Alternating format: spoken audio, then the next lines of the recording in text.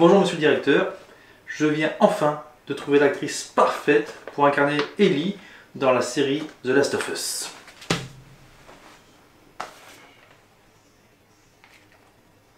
Mais elle est moche! Oui, mais elle a été déclarée gender fluid. Parfait, on signe tout de suite. Je transmets.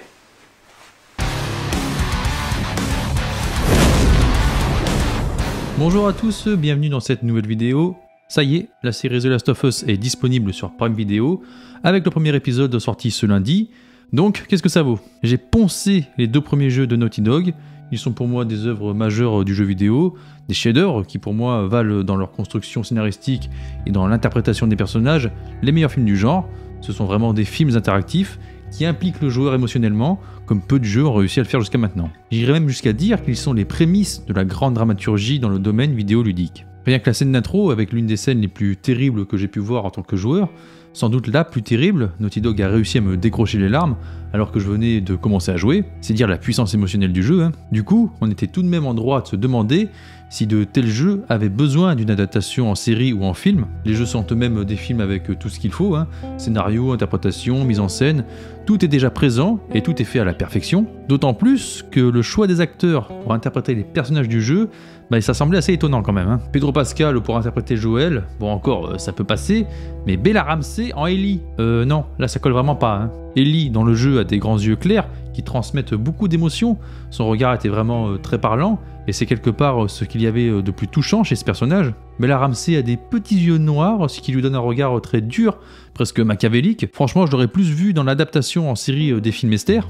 Mais d'un autre côté, les décors et la mise en scène semblaient très fidèles au jeu.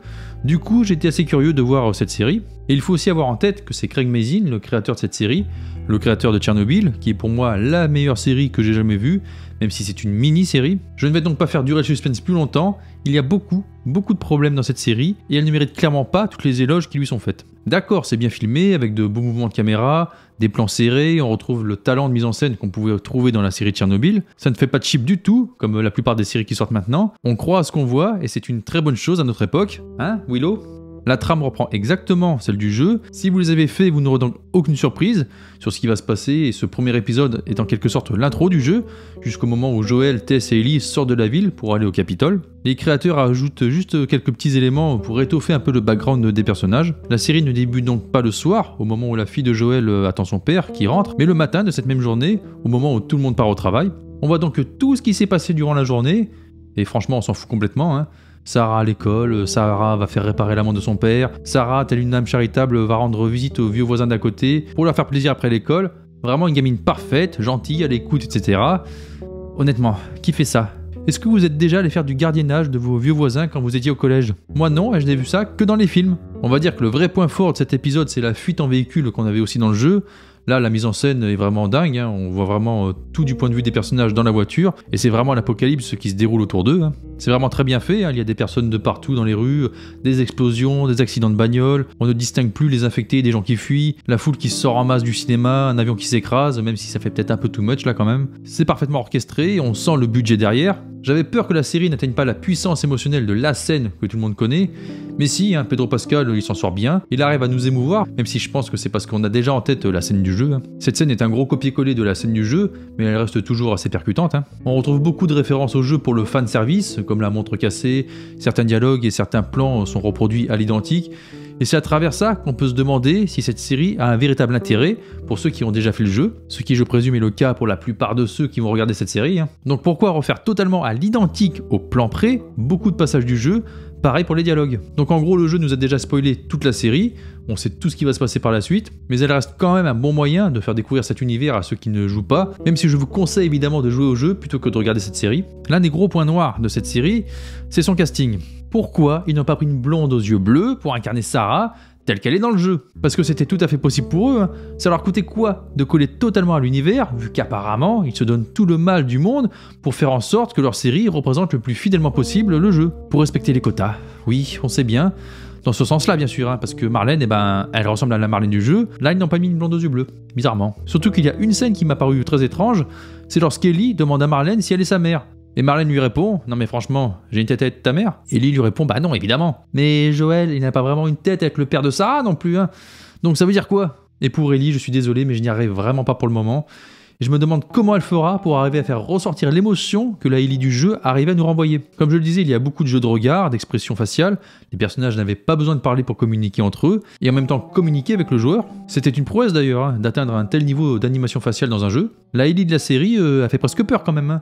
Je ne la vois pas du tout jouer la tendresse ou même la mélancolie que la Ellie du jeu pouvait nous renvoyer. Et c'est pareil pour elle, il y avait un tas d'actrices qui auraient très bien pu incarner Ellie, autre que Bella Ramsey. Pour Joel, bon, je n'ai rien contre Pedro Pascal, mais c'est un Mexicain. Un Mexicain de 50 balais qui nous dit qu'il a 36 ans au début de la série, alors qu'il les fait bien ces 50 balais quand même. En gros, Pedro Pascal est censé être plus jeune que moi au début de la série. Est-ce que vous trouvez vraiment qu'il fait plus jeune que moi ? Et faites gaffe à ce que vous allez dire. De plus, il reste trop gentil, trop conciliant, notamment avec Tess.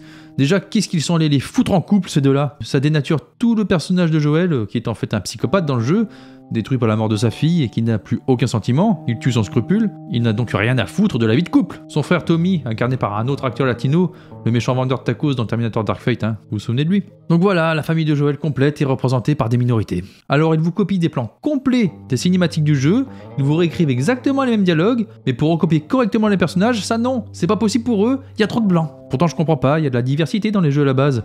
Marlène par exemple et d'autres personnages, le jeu est très loin de faire l'apologie du blanc, Mais non, c'est toujours pas suffisant pour eux. Concernant les décors, c'est assez ressemblant au jeu, on va pas se mentir, et comme je l'ai dit, ça ne fait pas de cheap. Le problème est qu'une fois qu'on se retrouve 20 ans après l'apocalypse, on ne ressent plus trop le budget. Hormis quelques beaux plans larges sur fond vert montrant les immeubles en ruine, presque tout le reste se déroule en milieu clos, avec très peu d'action, voire pas du tout. Les scénaristes ont eu l'idée d'enlever les passages qui étaient joués par le joueur dans le jeu, ce qui paraîtrait ennuyeux dans la série, c'est vrai, pour aller à l'essentiel et sur les points forts de la trame scénaristique. Ça peut paraître un peu expéditif pour ceux qui ont fait le jeu, mais ça permet de maintenir un semblant de rythme à la série, tout en restant réaliste. Les personnages ne tuent pas des dizaines d'individus à la chaîne comme dans le jeu. D'ailleurs, dans cet épisode, ils ne tuent personne finalement, alors qu'au même moment, entre la fin de cet épisode et le moment où il correspond dans le jeu, Joel avait tué une trentaine de personnes. Par contre, ça peut poser des soucis de cohérence. Je ne vais pas spoiler, mais à un moment de la série, qui correspond à un moment de course-poursuite dans le jeu, après qu'on ait infiltré un bâtiment et tué des gardes, eh bien ce moment est amené dans la série de telle sorte qu'on retrouve le personnage que Joel et Ellie cherchaient,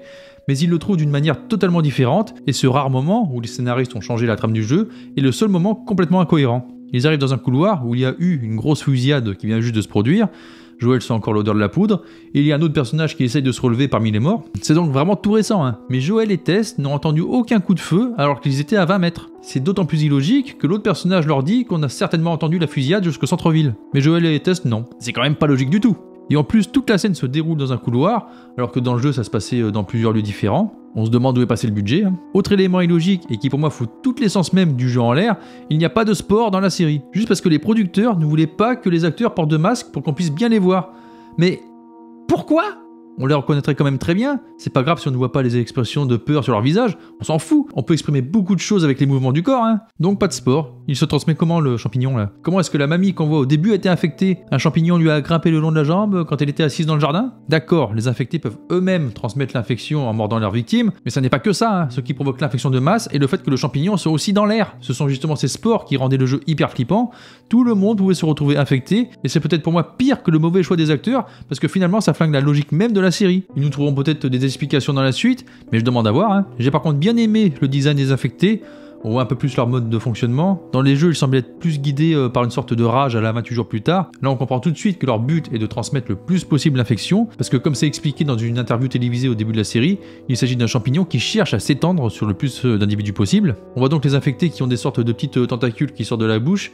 Ils s'en servent pour infecter leurs victimes en leur plantant dans le cou. C'est donc apparemment le seul moyen de transmission, ce qui paraît assez étrange, parce qu'on se demande comment les premières personnes ont pu être infectées sans sport. Dans ce premier épisode, on ne voit que les infectés de premier stade. On va voir à quoi ressemblent les claqueurs plus tard, surtout qu'ils sont faits avec de vraies prothèses mises sur des comédiens, pas en CGI. Bella Ramsey a avoué qu'elle a réellement flippé sur les scènes où elle a dû tourner avec eux.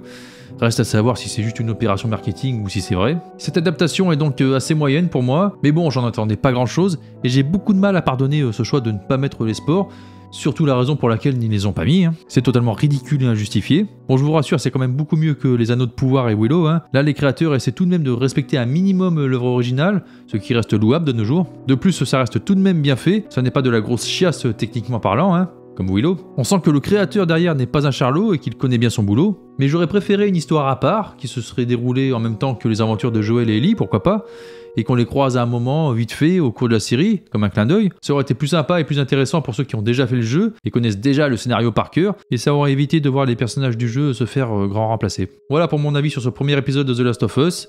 Dites-moi vos avis en commentaire, likez, partagez, et moi je vous dis à très bientôt pour parler de la suite. Salut à tous!